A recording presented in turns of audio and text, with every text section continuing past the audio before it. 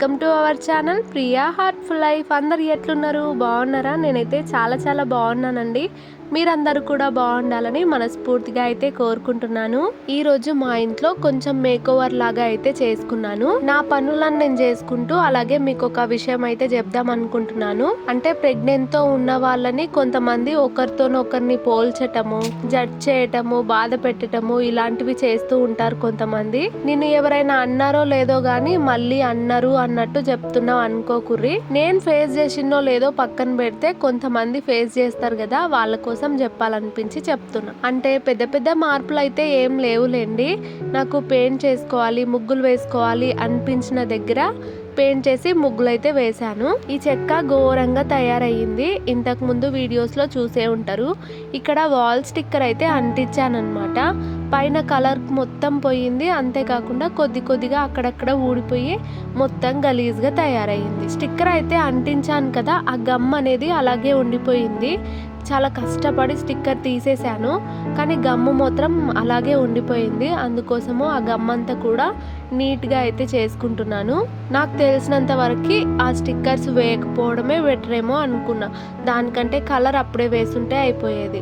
అక్కడక్కడ స్టిక్కర్స్ అలాగే ఉండిపోయి దాని మీద పెయింట్ వేస్తే గనక ఆ స్టిక్కర్ ఊడిపోయినప్పుడు కలర్ పోతుంది కదా, అందుకోసం స్టిక్కర్ కొంచెం కూడా లేకుండా మొత్తం తీసేస్తున్నా. గమ్ ఉన్నందువల్ల చాలా జిడ్డుగా అనిపించింది. చాలా కష్టపడి నీట్ చేసిన దీన్ని.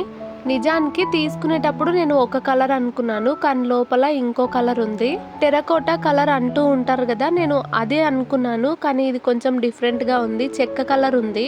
దీంట్లో కొద్దిగా వైట్ కలర్ కలిపితే గనక ఆ కలర్ వస్తుందేమో.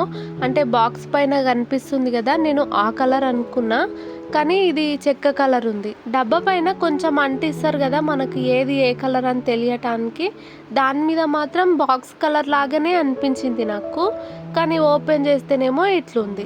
ఇక ఇంత కలర్ డబ్బా వేస్ట్ చేసుడు ఎందుకని అదే వేసేసిన. ఫస్ట్ వైట్ కలర్ వేసి తర్వాత ఈ కలర్ వేద్దాం అనుకున్నా, కానీ రెండు కలర్లు ఒకేలాగా ఉన్నాయి కదా, మళ్ళీ వైట్ వేయడం ఎందుకు, టైం బొక్క అని అదే కలర్ అయితే వేసేసిన.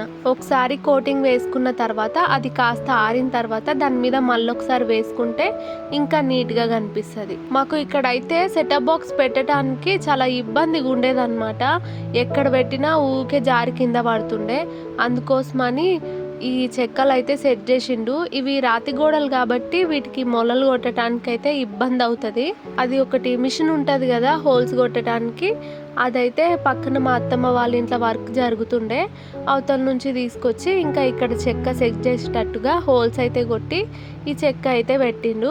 సెటప్ బాక్స్ పెట్టుకోవచ్చు, ఏమైనా చిన్న ఐటమ్స్ ఉన్నా కూడా పెట్టుకోవచ్చు ఇక దీని మీద. పుట్టి చెక్క ఉంటే ఏం బాగుంటది, అందుకే దీనికి కూడా కొద్దిగా పెయింట్ అయితే వేసేసిన. ప్రెగ్నెన్సీ టైంలో ఆడవాళ్ళు చాలా ఫిజికల్ గా మెంటల్ గా ఛాలెంజెస్ ని అన్నిటినీ ఫేస్ చేస్తుంటారు. మనము కామన్ గా ఎదుర్కొనేది ముందు శారీరక సమస్యలు. అంటే కొంతమందికి వాంతింగ్స్ ఉంటాయి, అల్సట, బలహీనత, రక్తహీనత. ఎంత తిన్నా సరే ఈ రక్తహీనత అనేది ఖచ్చితంగా ఉంటుంది. బరువు పెరగటము, కొంతమంది ఏమో బరువు తగ్గిపోతుంటారు.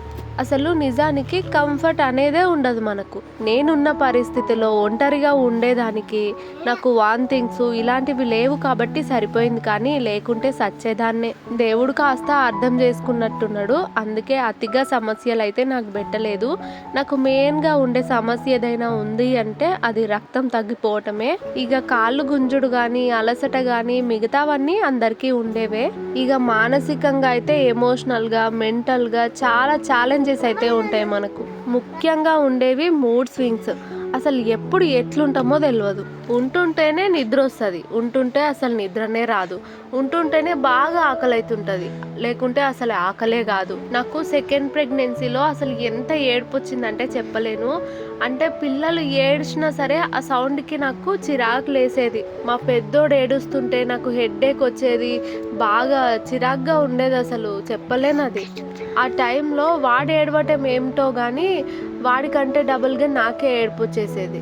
ఇంకోటి చాలా మందికి భయం కూడా ఉంటుంది బేబీ హెల్త్ గురించి, బేబీ ఎట్లా పెరుగుతుందో అని, ఇంకా డెలివరీ గురించి చాలా భయాలు ఉంటాయి. నార్మల్ అవుతుందా, సిజరిన్ అవుతుందా, ఏదో ఒక టెన్షన్ అన్నమాట. ప్రతిసారి హాస్పిటల్కి స్కానింగ్కి వెళ్తున్నామంటే ఇంకా చెప్పలేము, ఏం చెప్తారో, బాగుందంటారో, ఇంకేదైనా ప్రాబ్లం ఉందంటారో, అసలు ఎన్ని టెన్షన్స్ ఉంటాయో ఆ టైంలో. అంతే హ్యాపీగా కూడా అనిపిస్తుంది, ఎందుకంటే బేబీ హార్ట్ బీట్ వింటాం కదా. నాతో చాలా మంది ఒక మాట అన్నారు, ఫస్ట్ అబ్బాయి కనుక పుట్టిండంటే ఇంకా తర్వాత అంత టెన్షన్ ఏమి ఉండదు, తర్వాత అబ్బాయి పుట్టినా ఏం కాదు, అమ్మాయి పుట్టినా ఏం కాదు అని. కానీ ఫస్ట్ ఆడపిల్ల పుట్టింది అంటే నెక్స్ట్ ఖచ్చితంగా అబ్బాయి పుడతాడో లేదో అన్న టెన్షన్ ఉంటుంది, ఎందుకంటే వారసత్వం పెరగాలి కదా. నిజానికి అది తప్పండి. ఫస్ట్ అబ్బాయి పుట్టినా సరే నెక్స్ట్ టైం ఎందుకు ఉండదు టెన్షను, వారసత్వము అవన్నీ లేకపోతేనేంది, ఆడపిల్ల ఖచ్చితంగా ఇంట్లో ఉండాలి కదా,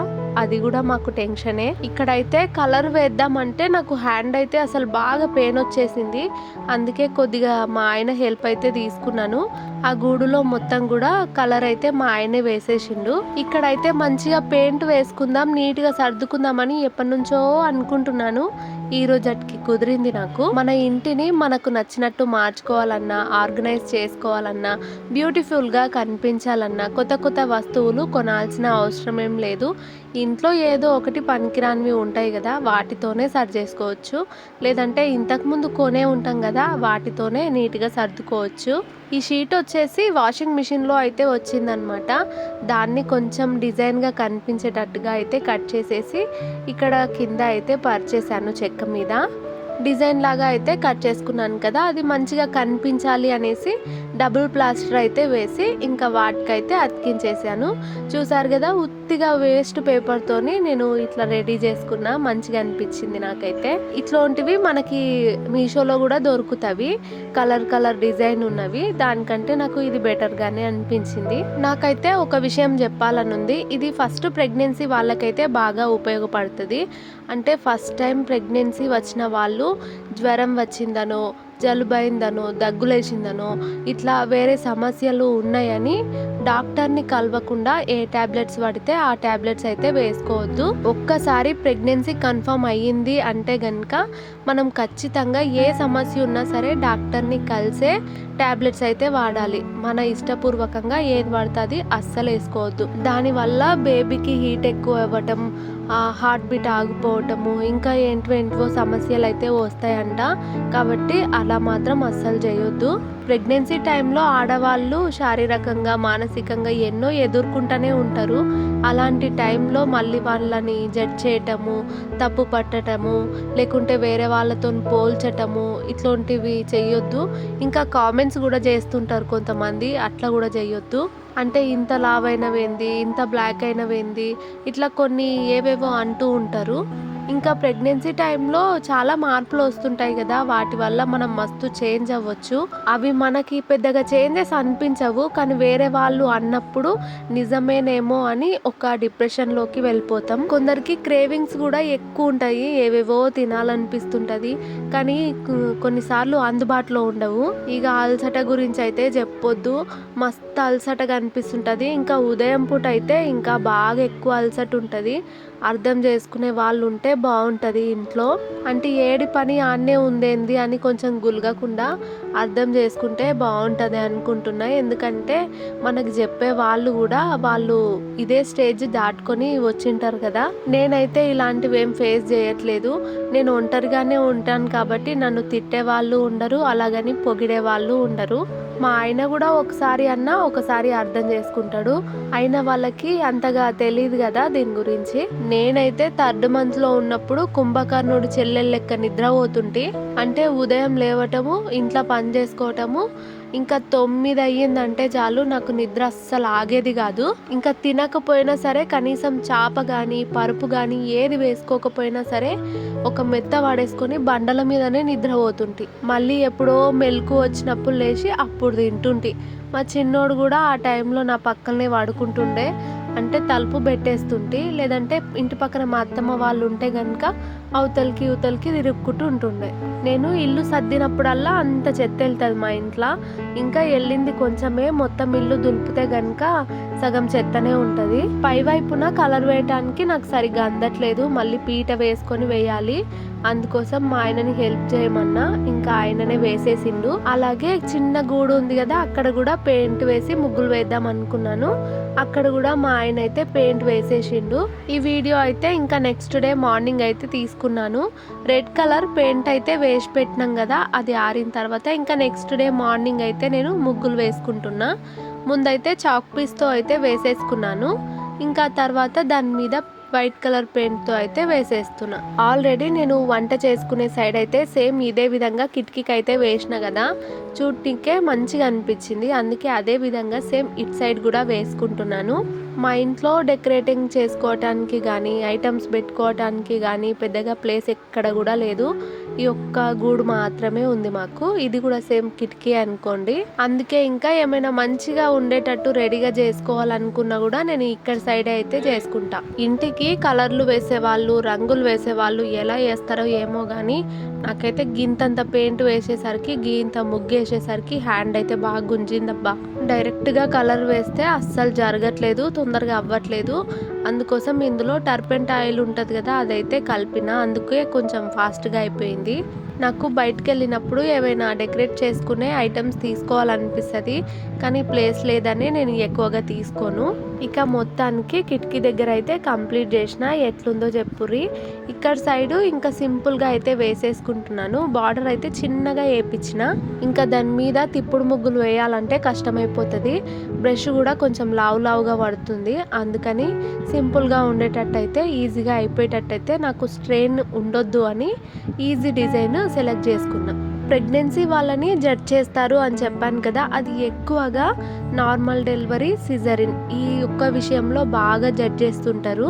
అంటే వేరే వాళ్ళని చూపించి వాళ్ళకి నార్మల్ అయింది, నీకు ఆపరేషన్ అయింది, ఇట్లా పోల్చి అంటూ ఉంటారనమాట.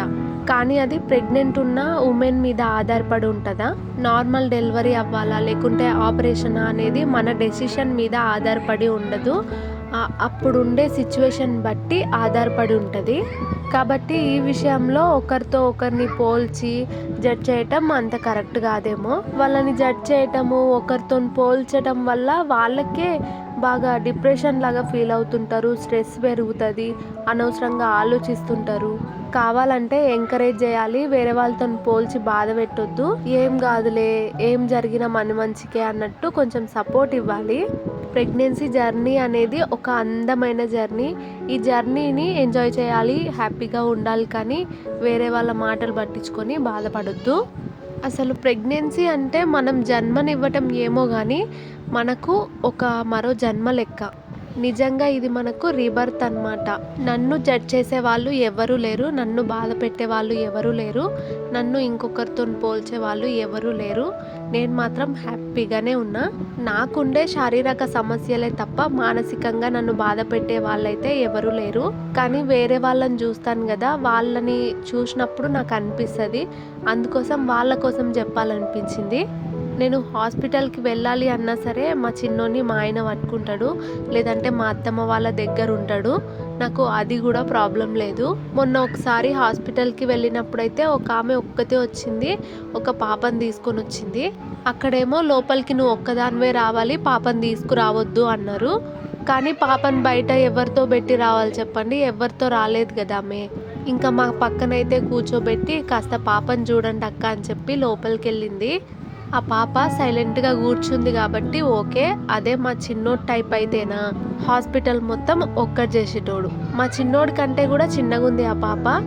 తినుకుంటా కూర్చుందనమాట అసలు సైలెంట్గా. మేము ఏమైనా అంటే రిటర్న్ మాకు మాటలు అంటుంది తప్ప అమ్మేదని కానీ ఏడవటం కానీ అలాంటివి ఏవి చేయలేదు. ఒక్క దగ్గరే కూర్చుంది. అట్లా ఒక్కరము పిల్లల్ని తీసుకొని పోవాలంటే నిజంగా చాలా కష్టం అబ్బా. ఇప్పటికైనా సరే ప్రైవేట్ హాస్పిటల్కి కనుక వెళ్తున్నానంటే మా ఆయననే తీసుకెళ్తాడు ఖచ్చితంగా. నేను ఇంతవరకు ఒక్కదాన్ని పోలేదు. ఇంకా గవర్నమెంట్ హాస్పిటల్కి వెళ్ళాలన్నా కూడా ఆశా వర్కర్ కానీ లేకుంటే నాతో పాటు వచ్చే వాళ్ళు కానీ ఉంటారు. అట్లా కూడా నేను ఒక్కదాన్ని కాదు. ఈ జర్నీలో నిజంగా నాకు మా ఆయన తోడున్నాడనే చెప్పుకోవచ్చు. వెళ్ళేంతసేపు నేను చిన్నోని పెట్టుకోను అంటాడు, కానీ నేను వెళ్ళే టైంకి మాత్రం మా చిన్నోని తీసుకొని పోతాడు. పిల్లల్ని తీసుకొని హాస్పిటల్కి కనుక వెళ్ళామనుకోండి ఇంకా ఇంటికి వచ్చేది కష్టమే. అక్కడనే అడ్మిట్ అయిపోతాను నేనైతే మా చిన్నోడు సతాయించేదానికి. మా వారు క్యాబేజీ శనగపప్పు అయితే చేయమని నిండే. ఇంకా వంట అయితే కంప్లీట్ చేసుకొని చెక్కకు పెయింట్ అయితే వేసిన కదా, అదైతే ఆరిపోయింది. ఇంకా దాని మీద కూడా ముగ్గులు అయితే పెట్టేసుకున్నాను. డిఫికల్ట్గా ఉండి ఎక్కువ టైం పట్టేది కాకుండా నాకు ఈజీగా ఏదనిపిస్తుందో ఆ ముగ్గులు అయితే సెలెక్ట్ చేసుకొని ముందుగా చాక్ పీస్తో వేసేసుకొని ఇంకా పెయింట్తో అయితే వేసేసిన. మొత్తానికి ఈ విధంగా అయితే వచ్చింది. ఓకే అండి, వీడియో అయితే మీకు బోర్ కొట్టలేదనే అనుకుంటున్నాను. నేను ఏదైనా తప్పుగా మాట్లాడితే క్షమించండి. వీడియో నచ్చితే గనుక తప్పకుండా లైక్ ఇవ్వండి. తెలుసు కదా, మీరు ఇచ్చే లైక్ వల్లే నాకు ఎంతో ఎనర్జీ వస్తుంది. వీడియో చూస్తున్నారు కానీ లైక్ ఇవ్వటం మర్చిపోతున్నారు. ప్లీజ్ లైక్ చేయండి. మరొక మంచి వీడియోతో మళ్ళీ కలుస్తాను. ధన్యవాదాలు.